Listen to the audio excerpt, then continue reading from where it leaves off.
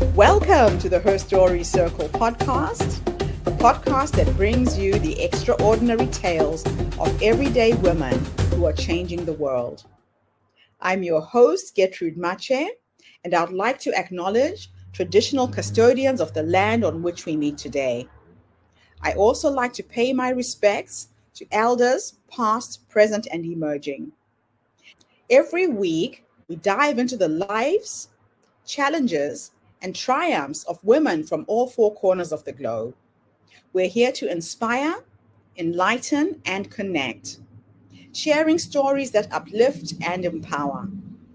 So grab a cup of coffee, settle in, and join us as we explore the incredible journeys of women shaping our future.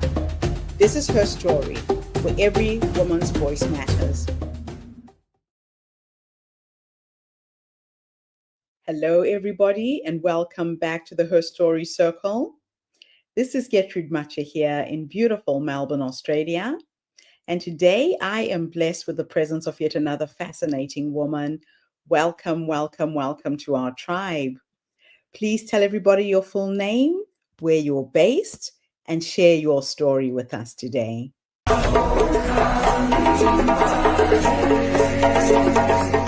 Hello, I'm Talia Carner, and I live in New York and Florida. I'm a novelist. My sixth novel just came out 3 months ago, The Boy with a Star Tattoo. And so thank you again for listening to me, and I'm going to be introducing my six novels. But the important part is that I write what hits me and what's important in the world, and that is very often women's issues, social issues, what happens to the human spirit when the forces that shape our lives try to stifle, yet we need to rise above it. And that's the story that I did in my first novel, The Puppet Child. The first novel is Puppet Child. It tells the story of a judge who puts a child in the hands of their molester. That's not about child abuse, it's about a legal system and the way it does not help mothers who come to court asking for protection for the children, and that's true, unfortunately, around the globe. The novel made me start the Protective Act, the Protective Parent Reform Act, which you can find the wording on my website, which is www.myname.taliacarner.com. Then was China Doll, about infanticide in China, an American pop singer on a concert tour in China when a baby is thrust into her arms. And while the two governments battle about this child, and the Chinese take it as a deliberate act against them. Obviously, that's not the case, but the life of the baby is in danger. It made me actually give me the opportunity to introduce for the first time in the history of the UN infanticide in China. And that's a statistical presentation that can be found on my website. And you can see how the numbers continue to follow, unfortunately, very much the trend, even though some of it it's not continued, that kind of infanticide. There are traditions and social situation, economic situation that makes it possible. Hotel Moscow is set in 1993 at the uprising of the Russian parliament against Boris Yeltsin with the end of communism. But unfortunately, very often, the women are in the forefront of economic, not just an economic, political upheaval, and who comes up when all laws are erased off the books overnight. Of course, it's the most violent factions of society. So this is about the women of Russia during the change. As you can notice, I am all over the place country-wise. Each book is set in another country, and that's not my intention. I'm not looking at the country, I look at an event. And Jerusalem Maiden starts in 1911 in Jerusalem. A young woman discovers her extraordinary talent for art, but it's against the second commandment: thou shalt not make any graven image. And that prohibition of visual art still exists in the extreme factions of religious, both Jewish and Muslim today. But she fights God to try to find herself, and she takes herself to Paris to 1924 during the avant-garde era, and finds herself after she leaves God back in the Holy Land. My fifth novel was The Third Daughter. It's about sex trafficking, a legal union of sex traffickers that operated with impunity out of Buenos Aires for 70 years, from 1870 until World War II. And they were extremely strong, and it was legal. So it brought me to speak and to educate hundreds of videos on sex trafficking, understanding who are the players in sex trafficking: the airlines, the hospitality industry, the credit card companies, the banks, everybody around who benefits, even the taxi drivers that drive the victims from one place to another. So there's a lot to it, and because it came out just before COVID, I used the opportunity to zoom out to many, many hundreds, literally at least 350 communities with talks about understanding sex trafficking.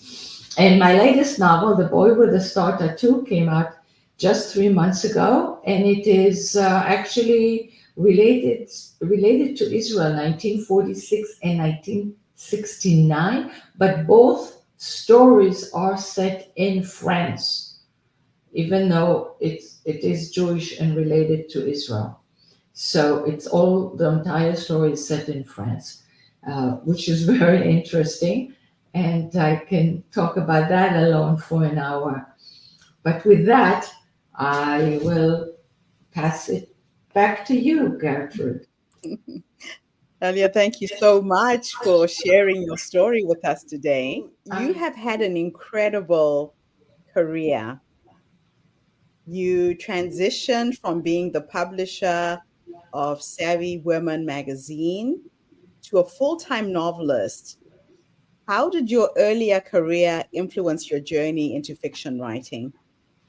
Actually, from the time after I left Savvy, I started my own marketing consulting agency for 9 years, where actually what I did, I put together in the United States as a media all the professional women's organizations: women lawyers, accountants, engineers, podiatrists, bankers, women constructions, all of those organizations, put it together into a market.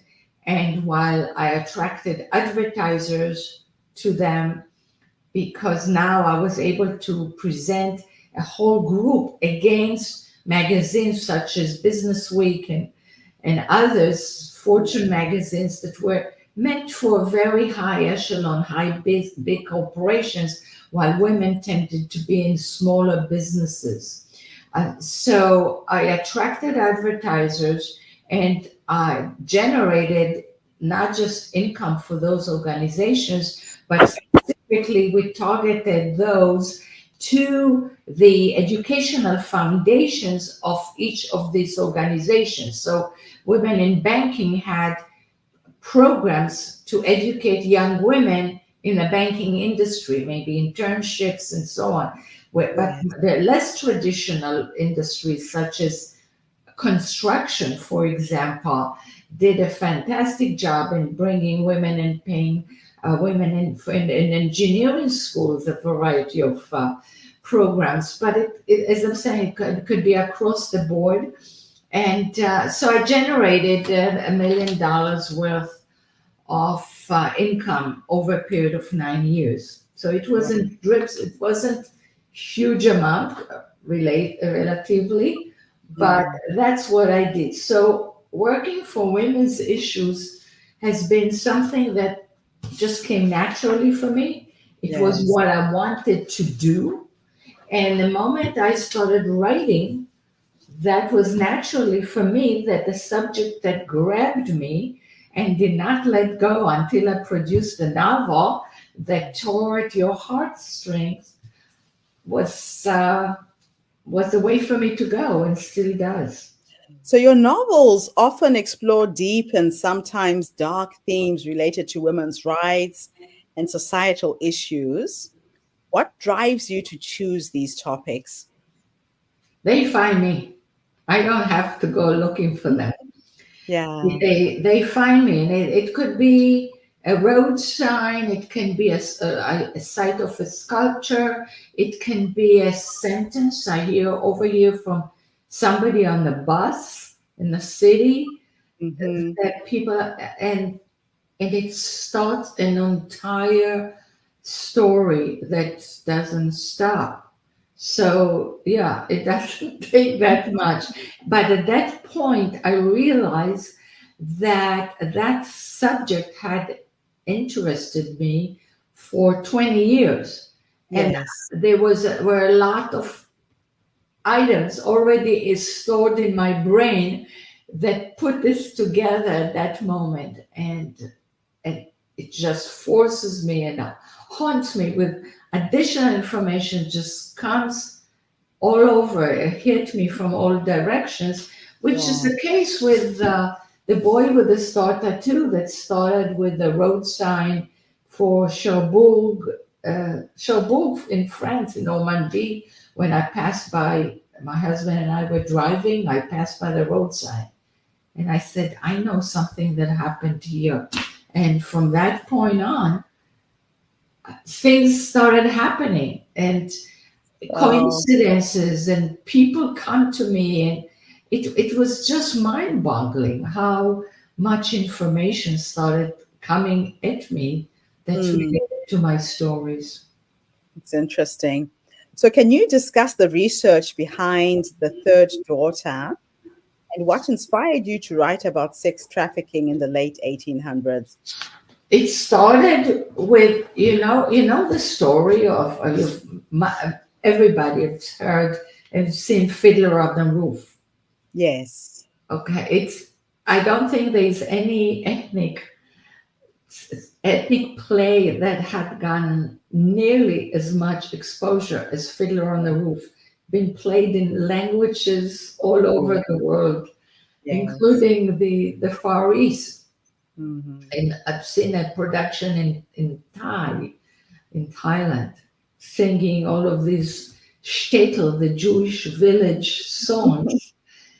Okay, so I went to see it yet another time. Somebody's grandson was playing, and I thought I was forced to see it yet again, and I enjoyed it yet again. But I knew something. I had grown up in Israel, and Right. I knew I'd seen a film.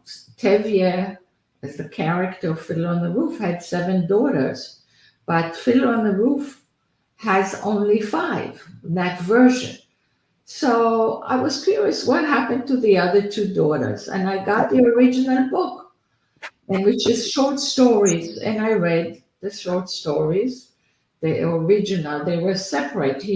Sholom Aleichem, the author, used to write for every week in another. It was a version of another short story, and he had written literally thousands of short stories that Right. appeared in various Yiddish language newspapers in Eastern Europe. Right. So I read about it, and then I looked through other short stories, and I came across one called The Man from Buenos Aires. And by the way, that story is now on my website. So anybody who's interested, go to taliacarner.com. Under the third daughter, each book is Right. listed, and it has its own back material. Yeah. And as I was reading The Man from Buenos Aires, I realized that this was a trafficker who is now traveling in Russia from South America. He's coming back to recruit women in a shady way, promises of jobs and marriages, Yes. which is, this is taking place 120 years ago, So and crazy. nothing has changed. It's still That's happening to this day. exactly with the same MO. Wow. So from that point on, I was a goner. After had attended the Women's International Women's Conference in Beijing in 1995, and when I returned back to New York, I was very interested in different subjects that I'd been interested before, but I specifically started attending lectures for the NGOs around sex trafficking, never Right. thinking that one day I was going to write about it. So here's an example when some subject hits me through that short story. Yeah. I realize I know a lot about it. And Wow. that's how I ended up writing the book. So, as a committed supporter of global human rights, how do you see your activism influencing your storytelling? It depends on the book. My current book, which is The Boy with the Star Tattoo, I mentioned to you, deals Yes. with Israel. And unfortunately, there's a huge backlash and, of course, misunderstanding and misinformation about the current war and the Mm-hmm. existential threat to Israel. So my book, even though it's set in 1969, which is 5 years before even the Palestinian Charter was only written in 1974 with the commitment to destroy Israel. So this is even before then. The book doesn't have anything to do with the Palestinians, but it has to do with a sense of what Israel means to Jews and what it means in terms of existential threat. So I get to speak about it. It has questions of identity and what gives one an identity, what choices women or people have under war situations. Right. And this relates a bit to 1990. I'm sorry, yeah, 1940. It actually starts 46 after World War II with Right. the Syrian orphans. And it was a very interesting situation because every nation had lost millions of people. And Mm-hmm. they were interested in, they needed to replenish their lost population. And the Right. fastest way to do that was go after the orphans all over Europe rather than start from scratch with no babies. So No. children became the largest commodity in Europe after the war, Wow. the most valuable one. And different countries tried to claim the children of refugees who had left those countries way before the war as belonging to them. Oh, wow. So it's another phenomenon that I came across. Interesting. So you've been involved in various projects that are centered on women's plight and women's activism. Can you share one project that has been particularly impactful? I can say that the Protective Parent Reform Act was definitely my initiative. It has came out at first as the intention in the United States, as you know, we have to pass a federal law versus a state law in Yeah. 50, 51 states. So in a federal law then forces all of the states to accept. And in order to do that, I had to recruit or talk to people, volunteers in various states, and we managed to pass the law in full in 4 states, and Okay. then pass clauses from it in 20 other states. Okay. As a novelist, I was on to my second and third novel at that point, and I Yeah. left it to the activists in all of those other states to continue the work. And Okay. some still do. It's been quite many years by now. But I would say that if it saves one child's life, then we save the world, as we do say. Yeah. China doll I mentioned that I did a project of statistical proof of infanticide in China, not just to talk about it, but using, because my background was business and I'm very good at statistics. Right. So I was able to use the Chinese government's numbers. What I did, I hired people outside of China who Right. spoke Chinese and Mandarin. Obviously, those are not languages I know. And I Yeah. asked them to find me any research, anything with numbers. How many kids were entered on an orphanage? How many graduated? What Mhm. was the budget per year per child in particular orphanages, which showed let's say if you have $12 a year, equivalent 12 US dollars, then those children, even in China, on one bowl of rice have to starve to death. And considering also you have to pay for heat and other things besides a bowl of rice, which Yeah. they diluted with water. And so I was able to prove with the Chinese government's figure the infanticide. Unfortunately, the Chinese government struck that presentation, but it got a lot of coverage in the Pacific Rim.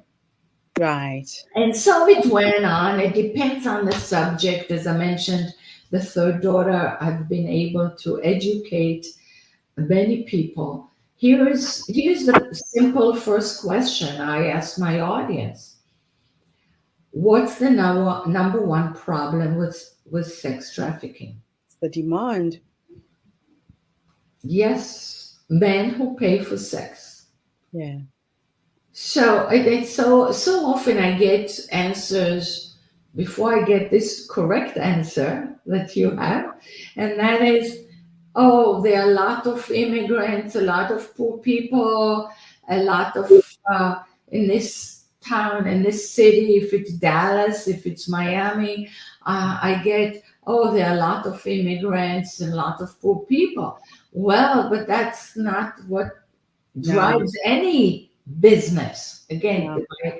my background in economics comes through. What drives a business is the demand. Men who Yep. pay for sex. So if we deal with the issue of men who pay for sex, then we can lower the demand. Otherwise, whenever we save a victim out of this, let's say there's a demand, there's so much supply, and then there's all this space in between where you Yeah. don't have enough volunteers, and that's where the exploitation takes place. Yeah. So if we take a victim out, someone else is going to be brought in order to meet the demand. In order to change that, we have to lower the demand. There are two ways to lower demand. One is education, And Yes. the second is enforcement of Yeah. laws that exist in the books. And with The Boy of Slaughter too, which is actually the book I'm now promoting, it is very interesting in terms of understanding the background of what happened to the state of Israel as it it is reflected in not that long history, only the history of post-Holocaust and the ingenuity of Israel's survival against all odds. Mm, Because when Israel was founded in 1948, it hit the ground running, which means it had years for the Jewish population that lived there to establish all of the institutions that were needed for an organized society. So the mm-hmm. minute that they declared independence from the British mandate had left, and the UN gave a recognition for this, something that they had already had been given years before. Yes. Then you had an organized society that went full ahead with all of their institutions. You had a working post office. You had a working judicial system. You had the economy was very difficult. But that is to say, but unfortunately, the Palestinians been given that. And my book doesn't deal with that, but I'm just adding that have been given years and money, and all they had to do was spend it on building a society that's functional. But instead, they targeted 100% of all of this money into war, time and again, time and again, time and again. So there is a comparison that's not in the book, but it's the subtext is how different. I mean, I can look at India. We don't need to look at something like Israel, but India was granted its independence in 1947, and it's huge country, obviously, with over what is it, 1.4 billion people, and I don't Mm. know when they were there, but it it basically established a country that tried at least to be very modern and democratic and functional to the best as it could, given the challenges that it had. So, just looking at our time, I need to kind of wind down and ask you the last question. Looking ahead, are there new themes or issues that you're passionate about exploring in your future novels? Yes, I've started another novel which deals with a major question of women's issues, but unfortunately, I cannot speak of it this early. I don't talk about novels when they are still in the writing phases. Right. So I will have to talk in another 3, 4 years when the novel is out. Well, I will be here ready to interview you again when the time comes. I really have to thank you for taking the time to coming and sharing your story with us today. This has been very, very inspiring just to see how you've used your creativity to empower women and children worldwide through the telling of these stories. A lot of times people don't realize what's actually going on. It's very, very difficult content to consume, but wrapping it into fiction makes it more palatable, I'm sure. So thank you so much for your work. Thank you very much for having me. It's an absolute pleasure. Now, any parting thoughts to aspiring authors who are thinking of going into the world of fiction? What can you say to somebody who's listening to us right now, who wants to become a writer, wants to advocate for social justice? Give us three nuggets of wisdom. discard the one advice given to all, and that is write about what you know, but rather write about what you don't know and then go and study and investigate. All my books are written about subjects I knew nothing about before. And here we are. I studied each one. I traveled if necessary. That's the first thing. And the second thing is use your imagination, get out of yourself. Don't just tell your own story. It's wonderful for people to write their own memoirs, but if you want to be more than a one book writer, then you need to get out of yourself and go into the lives of others. Imagine yourself as an actress on stage. It's something that you don't necessarily just write about yourself. And so that is my second. And my third is writing is rewriting and editing and restructuring and researching and editing it yet again and so on. Some of my books I've been through editing process maybe 40 times. I know that Jerusalem made it probably close to 80.